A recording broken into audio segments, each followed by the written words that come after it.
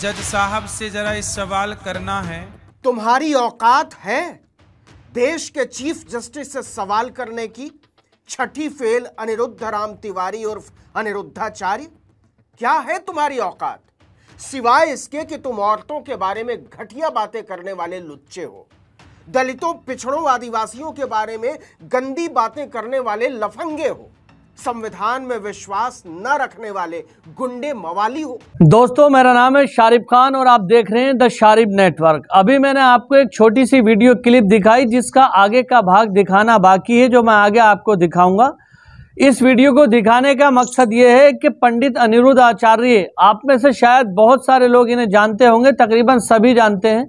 बहुत फेमस व्यक्ति हैं, इनकी बहुत बड़ी फैन फॉलोइंग है। इन्होंने चीफ जस्टिस ऑफ इंडिया यानी सुप्रीम कोर्ट के चीफ जस्टिस के बारे में ऐसी टिप्पणी कर दी है जिससे कि भारत के लोग इनसे नाराज हो गए हैं। और इस नाराजगी को जाहिर करते हुए हमारे भाई नवीन कुमार ने एक वीडियो बनाया है जिसके अंदर इन बाबा को भर भर के धोया है और इन्हें ये याद दिलाया है कि तुम छठी पास भी नहीं हो, तुम्हारे पास इतना टैलेंट भी नहीं है कि तुम एक छोटी मोटी नौकरी कर सको और भारत के चीफ जस्टिस के ऊपर टिप्पणी करते हो। इसी के साथ साथ जिस तरह का ये पिंडाल लगाकर लाखों हजारों लोगों की तादाद में हमेशा भाषण देते हैं और अक्सर इनके भाषण के अंदर महिलाओं को लेकर बहुत सारी ऐसी आपत्तिजनक बातें होती हैं जो कि नहीं बोलना चाहिए। भारत एक लोकतांत्रिक देश है और इस देश के अंदर हर किसी को अपने हिसाब से रहने का अधिकार है। लेकिन पंडित जी ये भूल जाते हैं कि मैं पंडित ज़रूर हूँ, साधु संतों का चोला पहनकर ज़रूर बैठा हूँ, लेकिन भारत जो चलता है वो संविधान से चलता है, कानून से चलता है। और उस संविधान और कानून को अगर तोड़ने की कोशिश कोई भी करता है तो उसके खिलाफ एक्शन लिया जाएगा। आज की मैं वीडियो दिखा रहा हूं और इस वीडियो के अंदर हमारे भाई नवीन कुमार जो धो के और जो इस वीडियो के अंदर इनकी धुलाई की गई है वो आप देखना। इसी के साथ साथ मैं आपको बता दूं कि इस वीडियो को दिखाने का मकसद किसी धर्म के ऊपर टिप्पणी करना नहीं है, इंडिविजुअली एक व्यक्ति के बारे में बोलना है।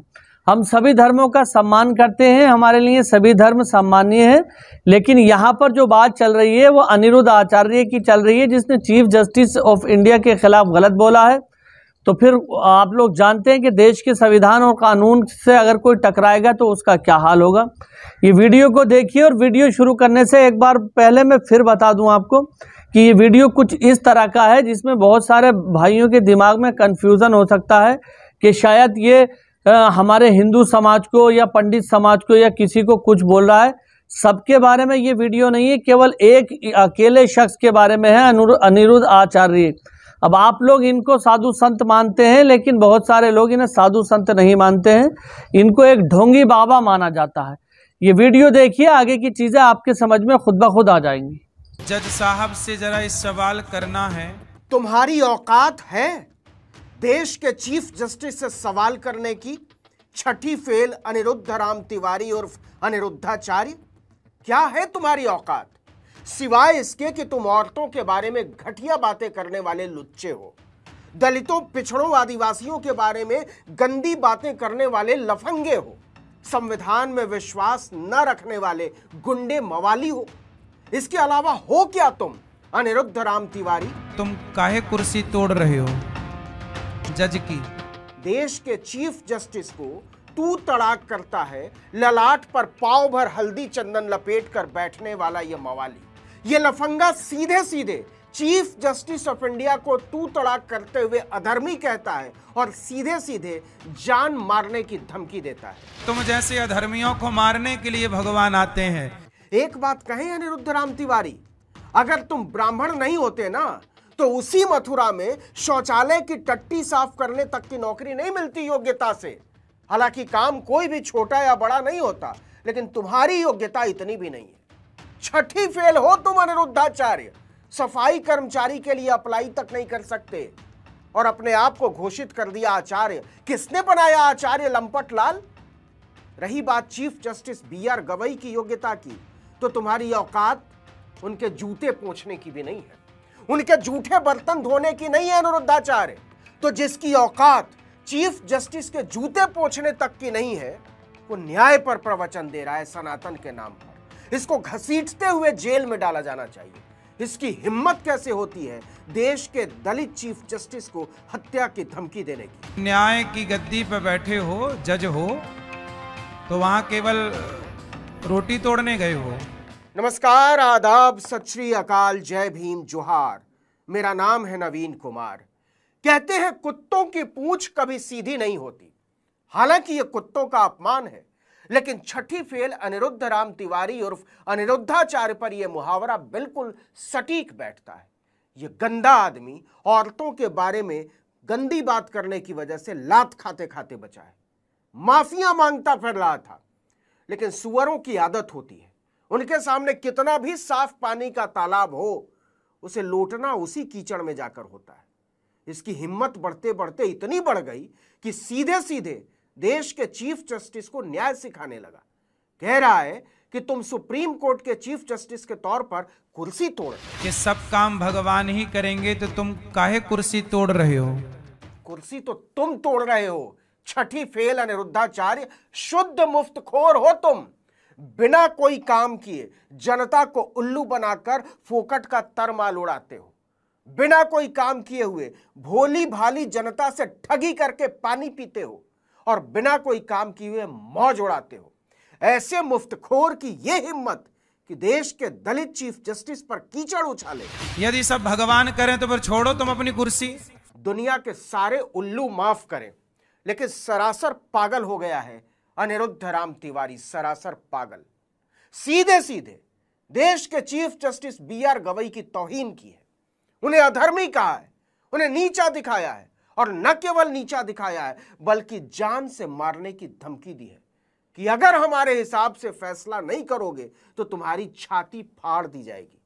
यही शब्द है इस गंदे आदमी की। अब तुम्हें अपनी छाती फड़वानी है तो बताओ नरसिंह भगवान से, क्योंकि तुम जैसे अधर्मियों को मारने के लिए भगवान आते हैं। जनता से ठगी करके फेंके हुए सिक्कों पर पलने वाला मुफ्तखोर अनिरुद्ध राम तिवारी, जिसकी योग्यता सार्वजनिक शौचालय की टट्टी तक साफ करने की नहीं है, वो देश के चीफ जस्टिस को धमका रहा है कि तुम्हें मारने के लिए भगवान अवतार लेते ही होंगे।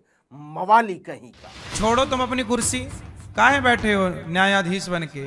मतलब तुम्हारे जैसे टपोरी मवाली गुंडे तो आचार्य बन के बैठ जाए, करोड़ों कूट डालें, और BR गवई चीफ जस्टिस की कुर्सी छोड़ दें। तुम्हारे जैसे गंदे मवाली की तरह जात का नहीं खा रहे हैं। हम फिर कह रहे हैं कि छठी फेल अनिरुद्ध राम तिवारी अगर ब्राह्मण नहीं होता तो किसी कार्यालय के शौचालय में टट्टी साफ करने तक की नौकरी नहीं मिलती। चीफ जस्टिस की डिग्री तक पढ़ने की औकात है तुम्हारी अनिरुद्ध राम तिवारी? जज बनने से पहले भी कॉन्स्टिट्यूशनल लॉ के एक्सपर्ट माने जाते थे जस्टिस गवई। तुम्हारी औकात है इसकी स्पेलिंग तक लिखने की?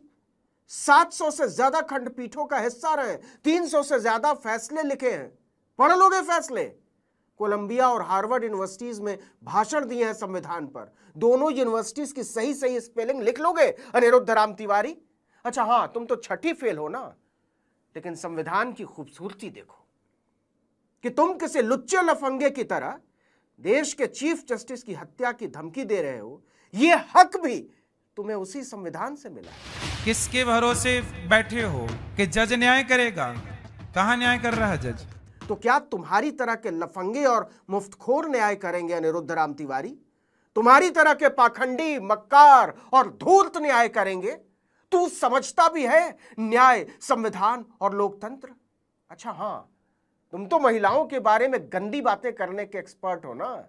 ऐसे ही नहीं पढ़े लिखे तमीजदार लोग तुम्हें लुच्चा कहते हैं, लेकिन जानते हैं जो आदमी सुलभ शौचालय की टट्टी तक साफ करने के लायक नहीं है, उसे देश के चीफ जस्टिस की योग्यता पर सवाल उठाने की हिम्मत कहां से मिलती है? जाति से ये ब्राह्मण है और चीफ जस्टिस BR गवई दलित। दलितों को लेकर इस गंदे घिनौने आदमी की गंदी घिनौनी सोच के बारे में तो पूरी किताब लिखी जा सकती है। अगस्त 2025 में एक कथा के दौरान इस लफंगे ने नौकरियों में दलितों पिछड़ों की भागीदारी के सवाल पर कहा था, गीदड़ के पेट से शेर कैसे पैदा होगा? वर्ण व्यवस्था के अनुसार सबको अपने स्थान पर रहना चाहिए। सोचकर देखिए कि जब यह छठी फेल गुंडा एक दलित को देश के चीफ जस्टिस की कुर्सी पर बैठा देखता होगा तो इसके तन बदन में कैसी आग लगती। जो न्याय है, उचित है कि मंदिर था, मूर्ति तोड़ी गई मुगलों के द्वारा, तो वहां मूर्ति खंडित पड़ी है, तो खंडित है तो उसे मूर्ति स्थापित किया जाए, इतनी सी बात थी। इतनी सी बात। छठी फेल अनिरुद्ध राम तिवारी 16 सितंबर 2025 के उस मामले की बात कर रहा था जिसमें खजुराहो की एक विश्व धरोहर में याचिकाकर्ता ने मूर्ति लगाने की बात की थी। जस्टिस गवई ने कहा था संभव नहीं है क्योंकि यह संयुक्त राष्ट्र की धरोहर है, पूरी दुनिया की धरोहर है और भारतीय पुरातत्व विभाग यानी ASI की मंजूरी के बिना वहां एक तिनका भी न जोड़ा जा सकता है न हटाया जा सकता है।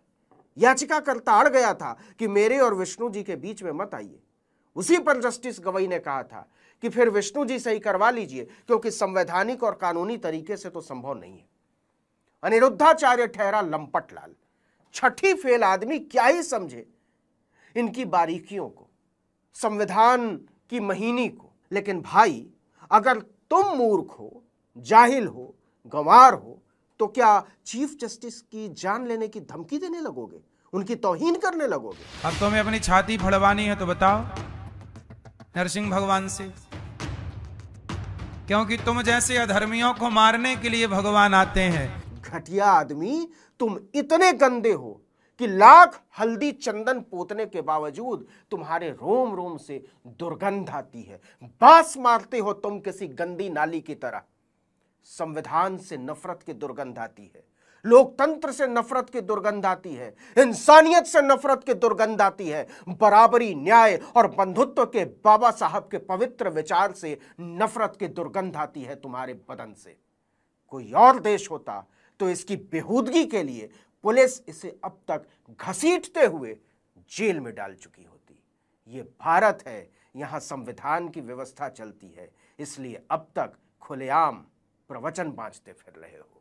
इस वीडियो में इतना ही। तो दोस्तों, वीडियो देखा आपने। इस वीडियो के अंदर नवीन कुमार जो बता रहे हैं, क्या उसमें आप विश्वास रखते हैं? क्या नवीन कुमार की बात सही है या गलत? कमेंट में ज़रूर बताएं।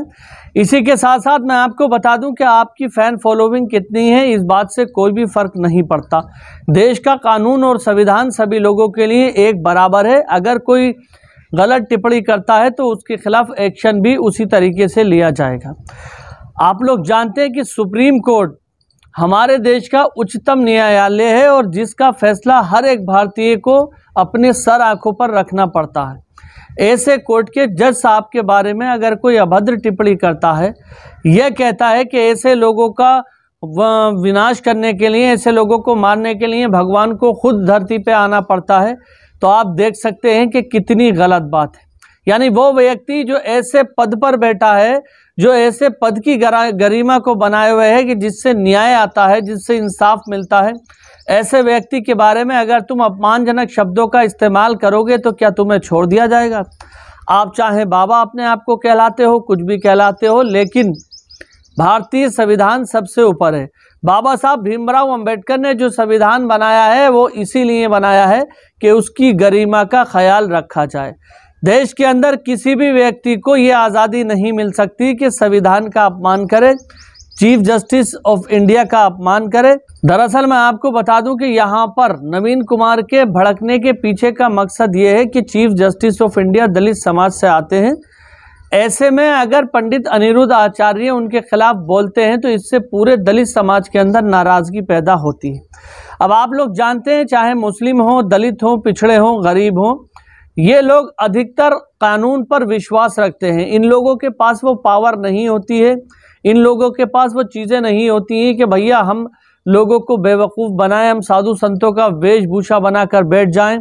तो ऐसी चीज़ें ये नहीं करते हैं। इनको इंसाफ लेने के लिए सुप्रीम कोर्ट और भारत के कानून का सहारा लेना पड़ता है।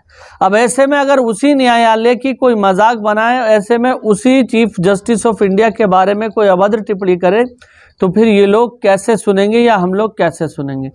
फिलहाल दोस्तों, वीडियो से आपने क्या समझा कमेंट में ज़रूर बताएं। बाकी इंशाअल्लाह ताला अगली वीडियो के अंदर एक बार फिर से मुलाकात होगी। तब तक अपने भाई को इजाज़त दीजिए। खुदा हाफिज़। जय हिंद, जय भारत।